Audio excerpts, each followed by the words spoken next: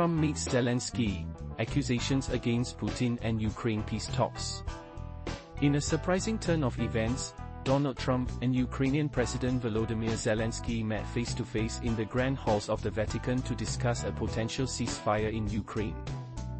The atmosphere was charged with hope and uncertainty, as the two leaders explored ways to bring peace to a war-torn region. Following the meeting, the White House called it very productive, while Zelenskyy commented on social media that the discussion was symbolic with the potential to be historic, if concrete results are achieved. This marked their first in-person encounter since a chilly February meeting at the White House, where Trump and U.S. Vice President J.D. Vance had criticized Zelenskyy and questioned his gratitude for American aid. Now, amid ongoing tensions, Trump has publicly accused Russian President Vladimir Putin of stalling the end of the conflict. On his Truth Social platform, Trump stated, "There was no reason for Putin to be shooting missiles into civilian areas over the last few days. It makes me think he doesn't want to stop the war. He's just tapping me along, and has to be dealt with differently, through banking or secondary sanctions. Too many people are dying." Meanwhile, the US is actively mediating between Kyiv and Moscow.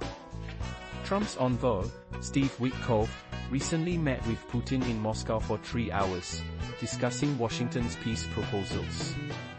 Trump claims that most of the major points are agreed to and that a ceasefire deal is very close, urging Kyiv and Moscow to meet for an agreement. However, stark differences remain. The US is proposing that Russia retains the territories it has captured, including Crimea, which Kyiv and European allies fiercely oppose, insisting those lands belong to Ukraine.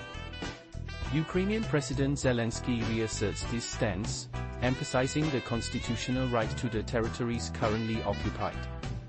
Further complicating matters, the Kremlin claims all Ukrainian troops have been pushed out of Russia's Kursk region, an assertion Ukrainian officials dispute.